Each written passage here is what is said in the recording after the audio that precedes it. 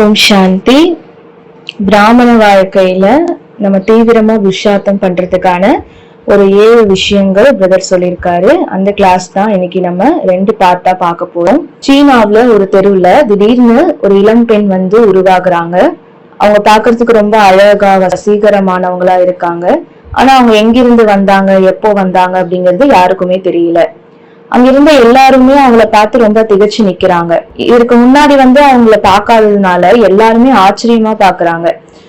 அதுவும் இல்லாம நூத்துக்கணக்கான இளைஞர்கள் அவங்க கிட்ட நீங்க என்ன மேரேஜ் பண்ணிக்கோங்க அப்படின்னு கேக்குறாங்க. அதுக்கு அந்த பொண்ணு சொல்றா, என்கிட்ட ஒரு கண்டிஷன் இருக்கு. நீங்க எல்லாருமே புத்தரினுடைய தாமரை சூத்திரங்களை படிச்சு அதை நீங்க மனப்பாடம் செய்யணும். உங்கள யாருனால அதை செய்ய முடியுதோ நான் யாராவது ஒருத்தரை மேரேஜ் பண்ணிக்கிறத யோசிப்பேன் அப்படின்னு சொல்றா.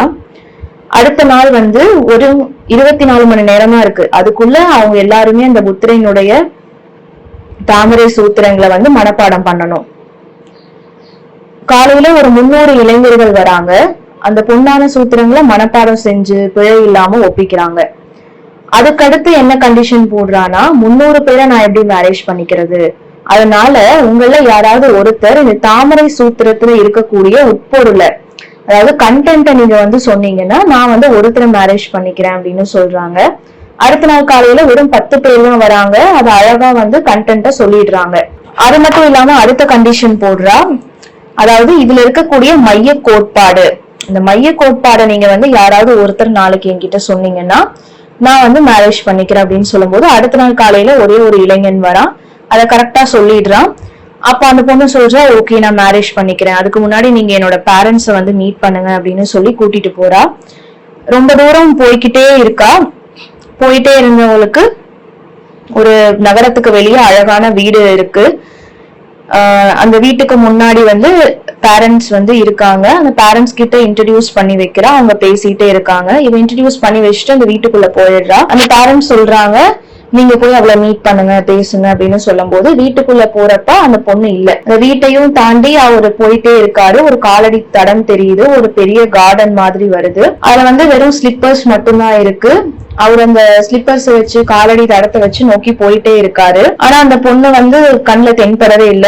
திரும்பி பாக்குறப்போ அந்த வீடு, பேரண்ட்ஸ் யாருமே அந்த இடத்துல இல்ல. அப்போ இது என்னன்னா, புத்தரினுடைய ஒரு மைய கோட்பாட எவ்வளவு அழகா படிப்படியா அந்த பெண்ணை குருவினுடைய ரூபத்துல ஒவ்வொருத்தருக்கும் படிக்க வச்சிருக்காங்க அப்படிங்கறதா இது ஒரு பௌத்த கதை.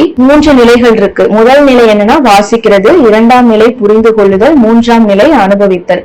நிறைய பேர் வந்தாங்க. ஆனா ஒருத்தரால மட்டும்தான் அந்த அனுபவத்தை பெற முடிஞ்சது. அந்த பெண்ணையே குருவா இங்க சித்தரிச்சு காமிச்சிருக்காங்க. அப்போ அந்த மனிதன் கொஞ்சம் கொஞ்சமா அந்த பொண்ணை ஃபாலோ பண்ணி தோட்டம், பெற்றோர், ஆற்றங்கரை எல்லா பக்கமும் போறான். அப்போ இந்த மாதிரி விஷயத்தை தான் நம்ம என்னன்னு சொல்றோம்னா ஆன்மா பரம்பொருளுடன் ஒன்றிணைந்த நிலை. அப்போ இந்த பரம்பொருள் உணர்வு நிலைய கொஞ்சம் கொஞ்சமா அந்த பொண்ணு குருவினுடைய ரூபத்துல இருந்து எல்லாருக்கும் சொல்லி கொடுத்திருக்கா. அதுல ஒரே ஒரு பையன் மட்டும்தான் அதை அனுபவிச்சிருக்கான். அந்த பையனுக்கு இதை நினைச்சு பார்க்கும்போது ஓகே நம்மளுடைய மேரேஜ் முடிஞ்சது அவ்வளவுதான் அப்படின்னு சொல்லி வயிற்று சிரிப்பு நீங்க குறிப்பிடுறாங்க. அதாவது பெல்லி லாட்டர், அடி வயிற்றுல இருந்து ஆழமா சிரிக்கிறான் அவன். அதாவது எதுவுமே இல்ல, எல்லாமே அவன் அடைஞ்சிட்ட மாதிரி அந்த நிலையை உணர்றான். இதே மாதிரிதான் இறைவன் இந்த பூமிக்கு வராரு.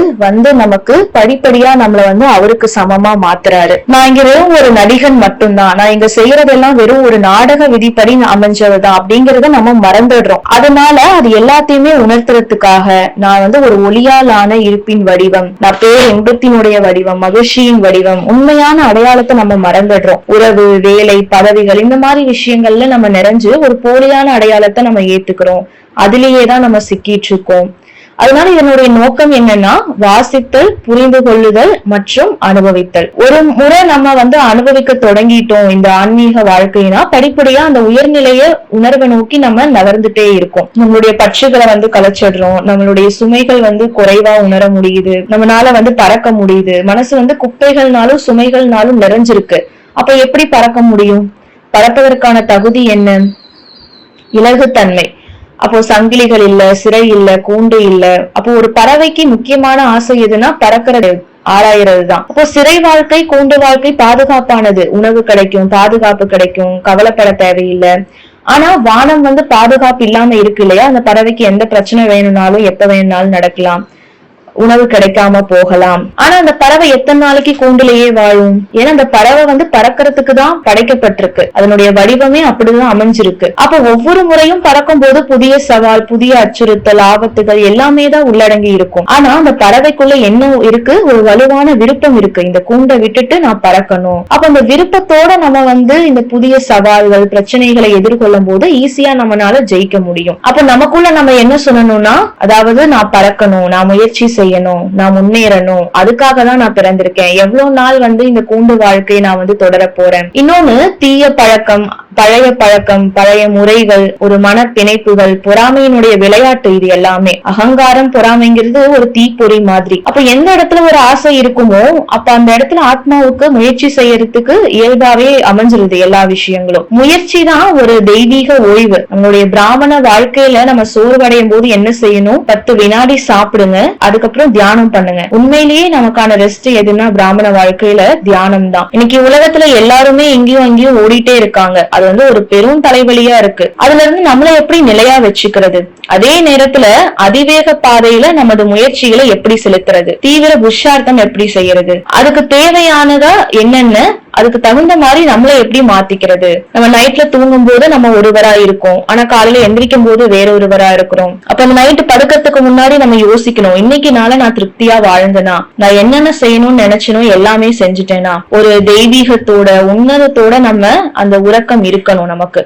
அப்பதான் அதுதான் உயர்ந்த உணர்வு நிலையில நம்ம உறங்குறோம்னு அர்த்தம். ஒரு செகண்ட் நம்ம கீழே இறங்குற கணத்துலதான் அந்த சிரமம் வந்து உருவாக தொடங்குது, ஒரு கலக்கம் தொடங்குது. அந்த உயர்ந்த நிலையில இருந்து நம்ம கீழே வந்துடுறோம், பறக்கிறத மறந்துடுறோம். அதனால இன்னைக்கு விரைவு பாதை முயற்சிகள் அப்படிங்கிற தலைப்புல ஒரு 7 விஷயங்கள் நம்ம பார்க்க போறோம். எந்தெந்த விஷயங்கள் நமக்கு உந்துதல் அளிச்சு இந்த பிராமண வாழ்க்கையில நம்மள தீவிர புருஷார்த்தியா மாத்த போகுது. ஒவ்வொரு நாளுமே நம்மளுடைய வாழ்க்கையில வந்து தினச்சரியத்தை கடைபிடிச்சிட்டு தான் வரும். இன்னொன்னு, இந்த விஷயங்களை நான் ஏன் சொல்றேன்னா, என்னுடைய புத்தகத்துல நான் படிச்சதை விட சொந்த அனுபவத்துல இருந்துதான் நான் அதிகம் பேசுறேன். அதனால நீங்களும் தீவிர முயற்சியாளரா மாற விரும்புனா நீங்க முதல்ல வந்து கத்துக்க வேண்டிய விஷயம், தேர்ச்சி பெற வேண்டிய விஷயம் அமிர்த வேலை. ஃபர்ஸ்ட் அமிர்த வேலை சக்தி வாய்ந்ததா இருக்கான்னு நீங்க பாக்கணும். அதிகாலை 3 மணி நேரம் தியானம் நீங்க முழுசா செஞ்சுட்டீங்கன்னா பகல் முழுக்க நீங்க வேற எதுவுமே செய்ய தேவையில்லை. ஆனா அந்த அமிர்த வேலை தியானம் விடுபட்டுடுச்சு, இல்ல அதனுடைய வீரியம் குறைஞ்சிருச்சுன்னா, சில நாட்கள் நீங்க செஞ்சும் செய்யாமலும் ஒரு சீரற்ற நிலையில அமிர்த வேலை இருக்குன்னா, பகல் முழுக்க நீங்க என்னதான் கிளாஸ் எடுத்தாலும் அட்டன் பண்ணாலும் அது வந்து எல்லாமே வேஸ்ட் தான். எவ்வளவுதான் சேவை செஞ்சாலும் அந்த உயர்ந்த நிலையை உங்களால அடைய முடியாது. அதனால காலையில 2 மணில இருந்து 5 மணி வரை இந்த 3 மணி நேரம் வந்து ரொம்ப முக்கியம். இது வந்து ஒரு ஆக்கப்பூர்வமான நேரம், அதுதான் அமிர்தமயமான நேரம்னு சொல்றாங்க. ஒரு விழிப்புணர்வு நேரம்னு சொல்லலாம். அந்த அமிர்தத்தை பருகக்கூடிய நேரம் இது. நம்மளுடைய அந்த உடல் உணர்வற்ற நிலையை அடையிறது ரொம்ப கஷ்டம். ஆனா அதிகாலையில அந்த 3 மணி நேரம் நம்ம யோகா வந்து செய்ய பழகிட்டோம்னா அந்த உடல் உணர்வு கண்டிப்பா நம்மளை விட்டு போயிடும். ஏன்னா இது வந்து ஒரு சவாலான வேலை. நம்ம அமிர்த வேலை தியானம் பண்ணிட்டு தான் இருக்கோம், ஆனா அது தீவிரமா இருக்கா, அதனுடைய தரம் எப்படி இருக்கு, விழிப்புணர்வோட பண்றோமா, எச்சரிக்கையோட பண்றோமா, கவனத்தோட இருக்கமா, நீங்க எந்த நேரத்துல தூங்க போறீங்க, எப்படி தூங்க போறீங்க, உங்களுடைய மனநிலை தூங்க போறப்ப எப்படி இருக்கு? ஏன்னா நீங்க எந்த மனநிலையில தூங்குறீங்களோ அந்த மனநிலையில தான் காலையில நீங்க வந்து கண்முழிப்பீங்க. இன்னொன்னு, உங்களுடைய பழக்க வழக்கங்கள் எதையாவது நீங்க மாத்திக்கணும்னு விரும்பினா, உறவுகளை சீர்படுத்தணும், இல்ல எதுலயாவது ஜெயிக்கணும் அப்படின்னு விரும்பினா கண்டிப்பா அமிர்த வேலை 2 மணில இருந்து 5 மணி வரை அந்த 3 மணி நேரம் தியானம் நீங்க பண்ணணும். பாபா கிட்ட பேசுறது மட்டும் இல்ல, சக்தி எடுக்கிறது மட்டும் இல்ல. அமிர்த வேலையில 3 மணி நேரம் நமக்கு டைம் இருக்கு. அப்ப நீங்க என்ன பண்ணலாம்? வாக்கிங் போங்க, ஏதாவது எடுத்து வாசிங்க, ஒரு விஷயத்த ஆழமா வந்து சிந்தனை செய்யுங்க, ஏதாவது எழுதுங்க, எதையாவது அப்சர்வ் பண்ணுங்க. அந்த 3 மணி நேரம் நமக்கு இதெல்லாம் பண்றதுக்கு போதுமானதா இருக்கும். ஆனா நீங்க எந்திரிக்கிறதே அதிகாலையில 4 மணிக்கு தான் எழுந்திருக்கிறீங்க, உங்களுக்கு கிடைக்கிறது அதிகபட்சம் 1 மணி நேரம். இல்ல அந்த 4 மணிக்கும் மேல எந்திரிக்கிறீங்கன்னா என்ன யோகா பண்ண முடியும் நமக்கு? அதனால 3 மணி நேரத்துல 1 நிமிஷம் கூட குறையக்கூடாது. நீங்க இந்த பழக்கத்தை ஃபர்ஸ்ட் நீங்க பண்ணும்போது தலைவலி வரும், கஷ்டமா இருக்கும். ஆனா நீங்க இதை பண்ண உங்களுக்கு சகஜமா மாறிடும். இன்னொரு விஷயம், நீங்க இப்ப 4 மணிக்கு எழுந்திருக்கிறீங்கன்னா ஒரு 1/4 மணி நேரம் முன்னாடி ஃபர்ஸ்ட் எழுந்திருக்க ட்ரை பண்ணுங்க. அதாவது ஒரு 3:45, அப்புறம் 3:30, 3:15, இந்த மாதிரி வந்து கொஞ்சம் கொஞ்சமா படிப்படியா அந்த 3 மணி நேர யோகாவை நீங்க கொண்டுட்டு வாங்க. ஏன்னா நாளடைவுல இது வந்து உங்களுக்கு ஒரு இயல்பான செயலா மாறிடும். ஒரு ஆன்மீக உணர்வுகள் கிடைக்கும், புதிய உத்வேகங்கள், புதிய திட்டங்கள் வந்து மனசுல உதிக்க ஆரம்பிக்கும். இன்னொன்னு, அந்த காற்று ரொம்ப தூய்மையா இருக்கும், புத்துணர்ச்சியா இருக்கும். அந்த பிராண ஆற்றல் வந்து உச்ச நிலையில இருக்கக்கூடிய நேரம். இப்ப இதுதான் தெய்வீக ஞானம்னு சொல்லப்படுது. காற்றில நிறைந்திருக்கக்கூடிய நேரம் அந்த தெய்வீக ஞானம். சொல்ல போனா ஞானம்ங்கிறது வெறும் அதிர்வுகள் தான். ஞானம்ங்கிறது வெறும் வார்த்தைகள் கிடையாது, வாக்கியங்கள் கிடையாது, அது புத்தகங்களும் கிடையாது. அறிவுங்கிறது சொற்பொழிவுகள்ல பார்க்கக்கூடியதோ, வகுப்புகள்ல, புரிதல்ல. அறிவு அப்படிங்கிறது புரிதல்லையும் உணர்தல்கள்லயும் இருக்கக்கூடிய ஒரு வடிவம். அதனால நீங்க காலை பொழுதுல அமிர்த வேலையும் உங்களுக்கு தெய்வீக அதிர்வுகள் நிறைஞ்சுதான் மாறிடுச்சு. அப்ப இந்த பிரபஞ்சத்திலிருந்து நீங்க என்னென்ன பதிவிறக்கம் செய்யணும்னு நினைக்கிறீங்களோ அது எல்லாமே நீங்க பதிவிறக்கம் செஞ்சுக்க முடியும். இப்போ இதுக்கு வந்து சுய புருஷார்த்தம் தேவை, சுய பரிசோதனை வந்து அப்பப்ப செஞ்சுட்டே இருங்க. இது வந்து முதல் விஷயம். நைட் ஆனா 11 மணிக்கு நீங்க படுத்துட்டு 2 மணிக்கு நீங்க எழுந்திரிச்சிடலாம் அப்படின்னு நினைச்சு கூட பாக்காதீங்க. இது ரொம்ப கஷ்டமா இருக்கும். பல மாற்றங்கள் நீங்க செய்ய வேண்டி இருக்கும். இந்த 3 மணி நேரம் அமிர்த வேலை யோகா நீங்க எந்திரிச்சு பண்ணணும்னா அந்த தினச்சரியத்துல சில ஷெட்யூல்ஸ் வந்து நீங்க மாத்துற மாதிரி இருக்கும். ஒரு கலையில நீங்க தேர்ச்சி பெற விரும்புறீங்க, எதுலயாவது நம்ம முன்னேறணும் அப்படின்னு நினைச்சீங்கன்னா, ஒரு நிறுவனம் வந்து அமிர்தம் அப்படிங்கிற ஒரு புக்கு வந்து வெளியிட்டு இருக்கு. ஒரு அழகான புத்தகம். தலைப்பு வந்து அமிர்தம் அப்படிங்கிறது. ஹிந்தில இங்கிலீஷ்ல மட்டும்தான் அது கிடைக்கும். அதனால அந்த புக்கை வாங்கி கொஞ்சமாவது படிங்க. அந்த புத்தகத்தை படிக்கும் போது நம்ம பாபா எப்படி ஃபாலோ பண்ணாரு, ஸ்ரீமத் நம்ம எப்படி ஃபாலோ பண்றது, எந்த மாதிரி நம்ம தியானம் பண்ணலாம் அப்படிங்கிறது எல்லாமே நீங்க வந்து தெரிஞ்சுக்குவீங்க. அதிகாலையில அந்த பற்றின்மையை நீங்க வந்து தவற விட்டுட்டீங்கன்னா நாள் முழுசும் வந்து ஏதாவது ஒரு விஷயம், அந்த சுமை வந்து உங்களை இழுத்துட்டே இருக்கும், அந்த கவனத்தை திசை திருப்பிட்டே இருக்கும். அதனால இது வந்து ஃபர்ஸ்ட் விஷயம், பயனுள்ளதா நீங்க மாத்தணும். 21 மணி நேரத்துல நீங்க அந்த 3 மணி நேரத்தை அடித்தளமா அமிர்த வேலையில கொண்டுட்டு வந்துட்டீங்கன்னா மீதி இருக்கிற 21 மணி நேரம், 24 மணி நேரத்துல 3 மணி நேரம் அடித்தளமா அமைஞ்சிருச்சுன்னா மீதி இருக்கிற 23 மணி நேரம் உங்களுக்கு வந்து சிறந்ததா அமைஞ்சிரும். இது வந்து இந்த 7 விஷயங்கள்ல முதல் விஷயம் அமிர்த வேலை. அதாவது பி ஃபார் போக், அதாவது உணவு. நம்மளோட சாப்பாடு எவ்வளவு லைட்டா நம்ம எடுத்துக்கிறோமோ அந்த அளவு நம்மளுடைய மனசு வந்து தியானத்துல மேலும் மேலும் நிலை பெற்று உறுதியாகும். அது இல்லாம நீங்க ரொம்ப கடினமான உணவுகளை சாப்பிட்டு அது செரிக்காம அந்த செரிமான நேரத்திலேயே உங்களுடைய நேரம் போயிடுச்சுன்னா அப்ப அந்த ஆற்றல் எங்கிருந்து கிடைக்கும்? அதனால முடிஞ்ச அளவுக்கு லைட் ஃபுட்டா எடுத்துக்கோங்க. அப்பதான் தியானம் ஈஸியா செய்ய முடியும். தொடர்ந்து நீங்க சோதனை செஞ்சுட்டே இருங்க. ஃபர்ஸ்ட் கஷ்டமா இருக்கும். சமைச்ச உணவுல இருந்து தானியங்கள் வரணும், தானியத்துல இருந்து பச்சை காய்கறிகள், அப்புறம் ஜூஸ், பழங்கள், பழச்சாறு, அதுக்கப்புறம் விரதம் எடுக்கிறது, வெயில்ல நடக்கிறது, இந்த வெயில பாக்குறது, வெறுங்கால்ல நடக்கிறது, இந்த மாதிரி விஷயங்களை நீங்க செய்ய செய்ய தியானத்துக்கு வந்து இது நல்ல உந்துதல் தரும். உங்களுடைய வைப்ரேஷன்ஸ் வந்து மேல கீழே போகாது, எப்பவுமே மேலேயே இருக்கும். அப்ப வயிறு காலியா இருக்கும்போது என்ன நடக்கும் பாருங்க. உணர்வு ரீதியான அந்த தாக்கம், உடல் ரீதியான தாக்கம் எல்லாமே எதுல வருது? உண்மையில உணவுலதான் அது அடங்கி இருக்கு. அப்போ நீங்க எந்த மாதிரி சாப்பாடு சாப்பிடுறீங்களோ அதுவாதான் நீங்க மாறுறீங்க. அததான் சொல்றாங்க, எண்ணம் போல் அன்னம், அன்னம் போல் எண்ணம் அப்படின்னு வந்து சொல்லுவாங்க. நீங்க ரொம்ப வந்து காரமா, உப்பு அதிகமா, பதப்படுத்தப்பட்ட உணவெல்லாம் சாப்பிடுறீங்கன்னா உங்களுடைய சிந்தனை தரம் வந்து குறைய ஆரம்பிக்குது. உங்களுடைய வைப்ரேஷன் கீழ் நோக்கி உங்களை இழுத்துட்டே போகும். அப்ப மேல் நோக்கி அந்த தியானத்தை உங்களால செய்ய முடியாது, சிரமமா மாறிடும். இது வந்து 2வது விஷயம். இந்த உலகத்துல பாத்தீங்கன்னா நூற்றுக்கணக்கான ஆயிரக்கணக்கான மக்கள் வந்து உணவு மூலமா தங்களுடைய நோய்கள், ஈவன் புற்றுநோயை கூட குணப்படுத்திட்டு இருக்காங்க. அது எல்லாமே இணையத்திலையும் புத்தகத்திலையும் நீங்க அந்த ஆதாரங்களை வந்து எடுத்துக்க முடியும். ஆனா இது மாதிரி ஒரு பெரும்பாலான ஆராய்ச்சிகள் வந்து மறைக்கப்படுது. காரணம் என்னன்னா அறிவியல் வந்து அதை விரும்புறது இல்லை. இந்த உலகத்துல மிகப்பெரிய தொழில்கள் 2 இருக்கு. ஒண்ணு வந்து உணவு தொழில், இன்னொன்னு மருந்து தொழில். அறிவியலுக்கு நிதி உதவி எங்கிருந்து கிடைக்குது? இந்த 2 தொழில இருந்துதான் கிடைக்குது. அப்போ மக்கள் கிட்ட இந்த மாதிரி உணவு மூலமா நோய்களை குணப்படுத்த முடியுங்கிற ஆராய்ச்சி செஞ்சு அதை எடுத்துட்டு போய் கொடுத்தா மக்களுக்கு வந்து அந்த மருத்துவ தொழில் மேலையும் உணவு தொழில் மேலையும் பிடிக்காம போயிடும். 2 விஷயத்த வந்து மக்களுக்கு பிடிக்காது, அதை எதிர்ப்பு தெரிவிக்க ஆரம்பிப்பாங்க. அப்ப அந்த மார்க்கெட்டிங் குறைஞ்சிரும் இல்லையா? இப்ப சந்தைப்படுத்துதல்ங்கிறது ஒரு கட்டுக்கதைகளா? இது வந்து தேவை, அது தேவை, இது சாப்பிடுங்க, அதை சாப்பிடுங்க, இது அவசியம், அது அவசியம், இந்த மாதிரி அவங்க உங்களை பயமுறுத்திட்டே இருப்பாங்க. ஒரு நிபந்தனைக்குட்பட்ட வாழ்க்கையை தான் இப்ப வரைக்கும் எல்லாமே இந்த உணவு விஷயத்துல நம்ம வாழ்ந்துட்டு இருக்கோம். அப்ப புதிய விஷயத்த நம்ம கத்துக்கிறத விட அந்த கத்துட்டதை நம்ம மறக்கணும். இப்போ நிறைய பேர் வந்து இதை சாப்பிடாதீங்க அதை சாப்பிடாதீங்கன்னு சொல்லியிருப்பாங்க. அப்ப அந்த மாதிரி சில விஷயங்களை நம்ம வந்து சோதிச்சு பார்த்து எது சரி எது தப்புன்னு நம்ம வந்து உணரணும். அப்போ அந்த மாதிரி வேண்டாத விஷயங்களை நம்ம மறந்தா மட்டும்தான் புதிய விஷயங்களை நம்ம கத்துக்க முடியும். அதை வந்து உணவுல நம்ம அப்ளை பண்ண முடியும். நீங்க எந்த அளவுக்கு ஆரோக்கியமானவங்களா தூய்மையான உணவை எடுத்துக்கிறீங்களோ அப்ப நீங்க ஆட்டோமேட்டிக்கா தூய்மையானவங்களா மாறிடுவீங்க. எக்ஸாம்பிளுக்கு உங்களுக்கு வந்து ஒரு நீரிழிவு நோய் மட்டும்தான் இருக்கு, வேற எந்த நோயுமே இல்லைன்னு வச்சுக்கலாம். இல்ல ஒரு நச்சுத்தன்மை நோய் மட்டும்தான் இருக்கு. அப்போ நம்ம சாப்பிடுற சாப்பாட்டுல இருந்துதான் நம்ம நச்சுக்கள் உள்ள குவியுது இல்லையா? முதலாவது விஷயம் என்னன்னா, நம்ம தூய்மை அடையும் போது இந்த நோய்கள் ஆட்டோமேட்டிக்கா மறைஞ்சு போயிடும், மனசு ரொம்ப அமைதியாயிடும். அப்ப அந்த உடலற்ற நிலை ஈஸியா நமக்கு உருவாக ஆரம்பிச்சிடும். அடுத்தது மூன்றாவது விஷயம் என்னன்னா சி ஃபார் செலிபசி, அதாவது பிரம்மச்சரியம்.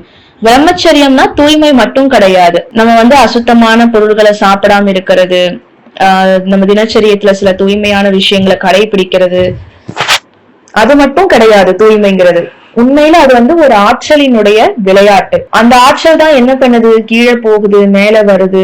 உயர்ந்த உணர்வுகளை நிலைச்சிருக்கும் போது நான் ஆத்மா ரொம்ப தூய்மையா இருக்கேன் அப்படின்னு அது நினைக்குது. அப்ப வந்து சில விஷயங்கள் நம்மள அப்பப்போ வந்து கட்டுப்படுத்த நினைக்குது இல்லையா, கவர நினைக்குது, நம்மளால வந்து கட்டுப்படுத்த முடியறது இல்ல. அந்த உடலினுடைய ஈர்ப்பு வந்து நம்ம மேல பட்டுருச்சுன்னா அந்த பிடியிலிருந்து தப்பிக்க முடியறது இல்ல. அப்ப தூய்மைங்கிறது ஒரு பயணம் மாதிரி. அது புதிய அம்சங்களை வந்து நீங்க உணர ஆரம்பிக்கிறீங்க, புரிஞ்சுக்கிறீங்க. அது தூய்மையில புதிய அடுக்குகள், புதிய வடிவங்கள், இது எல்லாமே நம்ம யோகா பண்ண பண்ண ஆட்டோமேட்டிக்கா நம்ம உணர ஆரம்பிப்போம். நீங்க வந்து போராடுறதுக்கு பதிலா இப்ப ஏதாவது ஒரு தூய்மை இல்லாத விஷயம் உங்களை இழுக்குது அப்படின்னா அந்த ஆசைகளை நீங்க அடக்கிறதுக்கு ட்ரை பண்ணாலோ அதை வந்து எதிர்த்து நின்னாலோ அதுக்கு வந்து தூய்மை கிடையாது. தூய்மைங்கிறது ஒரு கடந்த நிலை. வெறுமனே வந்து மேல போறோம், உடல் இன்பங்கள், உலக இன்பங்கள், உடல் கவர்ச்சி, உடல் தன்மை, புலன் இன்பம், இது எல்லாமே வந்து நமக்கு மதிப்பற்ற தன்மையா உணர ஆரம்பிப்போம். நம்ம நடைமுறைக்குள்ள நுழைய உங்களுக்கு விருப்பம் இருக்கிறது இல்ல. புதுசா உயர்ந்த ஒன்றை நீங்க வந்து பெறணும்னு விரும்புறீங்க. ஒரு உதாரணம் கொடுக்குறேன். சிறு குழந்தைக்கு ஒரு பெரிய சாக்லேட் சின்ன சாக்லேட் கொடுத்து எது வேணும்னு சொன்னா அது பெருசா தான் எடுத்துக்கும். ரெண்டுமே வந்து ஒரே டேஸ்ட்ல இருக்கக்கூடிய சாக்லேட்டா இருந்தாலும் அது பெரிய சாக்லேட்டை தான் எடுத்துக்கும். அதே மாதிரிதான் நம்ம இந்த பிராமண வாழ்க்கையில இந்த ஆன்மீக சுகத்தை வந்து நம்ம நல்லா அனுபவிக்க ஆரம்பிச்சிட்டோம். அந்த பெரிய சுகம், உண்மையான சுகத்தை, அதீந்திரிய சுகத்தை அனுபவிக்க ஆரம்பிச்சிட்டோம்னா ஆட்டோமேட்டிக்கா இந்த அல்பகால சுகம் இருக்கு இல்லையா, அது வந்து தானாவே அடங்க ஆரம்பிச்சிட்டோம். அதை நீங்க கட்டுப்படுத்துறதுக்கோ இல்ல அதை எதிர்க்கிறதுக்கோ நீங்க எதையுமே பண்ண தேவையில்லை. அப்போ நீங்க ஏதாவது ஒரு ஒளிய கேக்குறீங்க, நீங்க ஏதாவது ஒண்ணு சாப்பிடுறீங்க, அது உங்களுக்கு பிடிச்சிருக்கு, நீங்க ஏதாவது தொடுறீங்க, அந்த தொடுதல் உங்களுக்கு பிடிச்சிருக்கு, திரும்ப திரும்ப அதை வந்து நீங்க எல்லா விஷயத்தையும் விரும்ப ஆரம்பிக்கிறீங்க ஒரு தடவை நீங்க அதை பண்றத. அப்போ அந்த புலன் வந்து என்ன ஆகுது, அந்த பொருட்களை தொடும்போது ஒரு உணர்வு வந்து உருவாக்கப்படுது. உணர்வு வந்து ரெண்டு வகையா இருக்கலாம், இனிமையானது, இன்னொன்னு இனிமையற்றது. அது இனிமையா இருந்தா மட்டும்தான் நம்ம லைக் பண்றோம், அதை தேடி தேடி திரும்ப போறோம். நம்ம இனிமை இல்லாம இருந்துச்சுன்னா அதை தவிர்க்கிறதுக்கு நம்ம விரும்புறோம் இல்லையா. அப்போ இந்த ரெண்டு விஷயங்களினுடைய விளையாட்டு தான் இந்த தூய்மைங்கிறது. அப்போ உருவாகிற ஒவ்வொரு உணர்வும் நிலையற்றதுங்கிறத நம்ம உணரும் போது அது தற்காலிகமானதா இருக்காது, நிரந்தரமானதா இருக்காது. அதுல ஈடுபாடுறது வர்றது கிடையாது. நமக்கு ஒரு பற்றற்று இருக்கிறேன், சமநிலையோட இருக்கேன் அப்படிங்கிறதுதான் ஒரு தூய்மையினுடைய மிகச்சிறந்த வரையறை. தூய்மைங்கிறதுனாலே சமத்துவம் தான். உங்களுடைய உணர்வுகள் உங்களை வந்து கீழே இழுத்தாலும் நீங்க நிலையா இருக்கீங்க. அப்போ அந்த பிரம்மச்சரிய விரதத்துல வந்து கவனம் செலுத்துங்க. உயர்ந்த உணர்வு நிலையில இருக்கிறதுக்கு சுயமரியாதை பயிற்சி நம்ம செய்யலாம். ஏதாவது ஒரு பயிற்சி செஞ்சுட்டே இருங்க. ஒரு நாளைக்கு வந்து ஒரு கவிதை எடுத்துக்கோங்க. ஒரு 10 வரி கவிதை இருக்குன்னா அதை ரொம்ப அழகா உட்கார்ந்து எழுதுங்க. அதுக்கு 1/2 மணி நேரம் 1 மணி நேரம் கூட நீங்க எடுத்துக்கலாம். அந்த எழுதுறது கூட ஒரு தியானமா மாறிடும். ஒரு சிறிய கவிதை எடுத்து சத்தமா படிங்க, அதுவும் ஒரு தியானம் தான். ஒரு விளையாட்டை வந்து உருவாக்குங்க. அது ஒரு சின்ன விளையாட்டு நம்ம வந்து பிராக்டிஸ் மாதிரி செய்யலாம். அது மாதிரி செய்யும்போது கான்சென்ட்ரேஷன் அதிகரிக்கும், அந்த ஆன்மீக சுகம் நமக்கு கிடைக்க ஆரம்பிக்கும். ஆட்டோமேட்டிக்கா நம்ம தூய்மையை ஃபாலோ பண்ண ஆரம்பிச்சிடுவோம். இதுதான் வந்து பரம நிலை அப்படின்னு வந்து சொல்லப்படுது.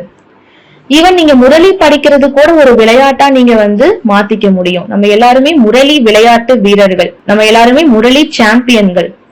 அதனால முதலாவது விஷயம் என்ன, அமிர்த வேலை. இரண்டாவது விஷயம் போஜனம். மூன்றாவது விஷயம் பிரம்மச்சரியம். நான்காவது விஷயம் என்னன்னா பற்றற்ற பார்வையாளராக இருக்கிறது. இந்த உலகத்துல பற்றற்ற பார்வையாளரா இருக்கேன் அப்படின்னு ஒரு பயிற்சி செய்யுங்க. ஒரு நாள்ல வந்து நம்ம எல்லாருமே பரபரப்பா இருக்கோம். திடீர்னு ஒரு கணம் வந்து கண்களை மூடி, நான் வந்து இந்த நாடகத்துல ஒரு நடிகனா இருக்கேன், எல்லாரும் நடிச்சிட்டு இருக்காங்க, இவங்களுடைய நடிப்பை நான் வந்து சாட்சி பார்வையாளரா பாக்குறேன், இது வந்து ஒரு பொழுதுபோக்கு. இப்ப நீங்க ஒரு சினிமா சீரியல் பாக்குறீங்க, ஒரு அத்தியாயம் ஒளிபரப்பாகுது, இல்ல நீங்க கார்ல போறீங்க, ஒரு சைட் சீன்ஸ் பாக்குறீங்க, அப்ப அது எல்லாத்தையுமே நின்னு நீங்க சும்மா வேடிக்கை மட்டும்தானே பாப்பீங்க, அதுல நீங்க ஈடுபாடு கொடுக்க மாட்டீங்க. ஒரு பொம்மலாட்ட காட்சியா இருக்கலாம், ஒரு திரைப்படமா இருக்கலாம், ஒரு விளையாட்டு மைதானத்துல நடைபெறக்கூடிய ஒரு போட்டியா இருக்கலாம், அது எல்லாத்தையுமே என்னன்னு நீங்க சொல்லுவீங்க, ஒரு மன மகிழ்ச்சிக்கான விளையாட்டா தான் பாப்பீங்க. வீட்டுல குழந்தைங்க யாராவது ஒரு சண்டை காட்சியை பார்த்து, சென்டிமெண்ட் சீனை பார்த்து அழறாங்க, கோவப்படுறாங்கன்னா நீங்க என்ன சொல்லுவீங்க பெரியவங்க? இது வந்து வெறும் சீன் தான், நடிப்பு தான், இதை பார்த்து நீங்க வந்து உணர்ச்சி வசப்படக்கூடாது அப்படின்னு நம்ம அட்வைஸ் பண்றோம் இல்லையா?